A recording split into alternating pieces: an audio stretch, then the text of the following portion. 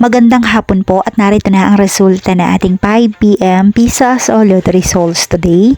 Ngayong araw po ng Thursday, June 25, 2026. At para po sa draw natin ngayon ay ang 2D Lotto at ang 3D Lotto.